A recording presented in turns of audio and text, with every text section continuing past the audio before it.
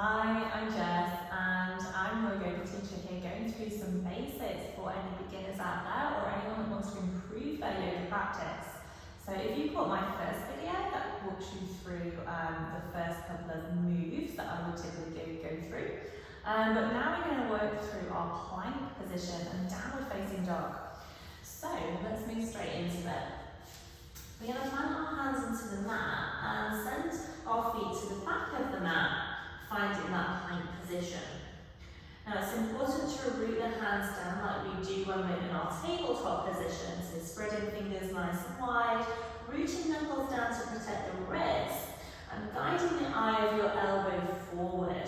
So we want to almost externally rotate the biceps, hug the shoulder blades together, and keep the hips in line with your spine. And we want to press the heels away to engage the legs, and make sure the feet are hip distance apart. Now at any time that you're in your practice and you come to do a high plank, you can always release the knees down. You're still engaging your core and you're still working your arms, so it's still a great position to be in. So find your high plank and breathe. Now send your hips up nice and high to find your downward facing dog. Now you can do that with or without your knees, so you can just roll back to your high plank, and let's try it from knees lowered. So if the knees are lowered, just pressing toes into the mat, press your hips up high, use your core, and send your hips up high. Now when you get to your downward dog, it's always nice to pedal out your feet, bending one knee at a time, drawing one heel closer to the floor than the other, keeping the arms in that same line. So we want to continue to externally rotate the biceps, press fingers into the mat, and lower the head so that your ears are in line with your biceps. Now you can check all these things out while you're pedaling with your feet. It's important to send the hips as high as possible. So real send emphasis on your chest going down towards your thighs. So once you've pedaled out your feet enough so that you've got a bit of movement into your body, it's always a nice idea to bring the heels up high, bend the knees, and draw your chest even closer towards your thighs. We want to take the hips up nice and high. So if you've got tight hamstrings, it's a good idea to keep the knees bent so that you can send the hips up higher. If you've got tight hamstrings, your downward dog might look like this if you've got straight legs, but if you bend your knees, you can send the hips up even higher. So we want to try and continue pressing hands into the mat, continue sending heels towards the ground, and heels don't need to touch the floor. Mine don't touch the floor. I don't know if they ever will, maybe eventually.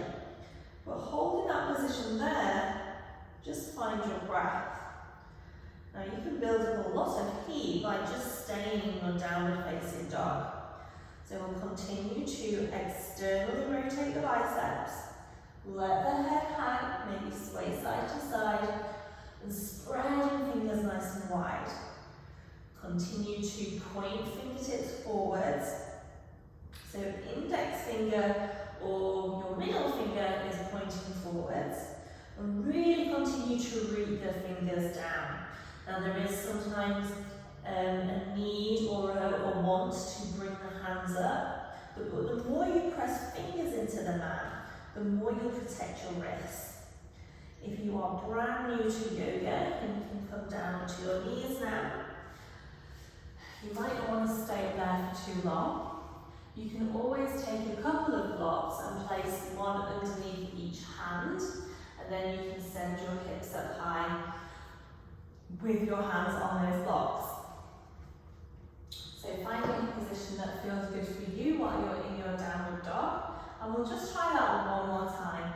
So go into our high plank, so you press your heels away, tuck your tailbone under, send your tailbone behind, holding it here nice and strong, and then either release your knees or just push up, down facing dog. The hands and feet shouldn't need to move from that transition of plank to downward dog. Really send the chest quite close towards your thighs. Feel free to bend the knees. You can always move the legs to find that bit of movement and then settle into your pose. Emphasis on the breath. In through your nose and out through your nose. And slowly bring your knees back to the mat. You can sit back on your heels and just rest your hands on your knees or thighs and close your eyes. Take a deep breath in and a deep breath out. Deep breath in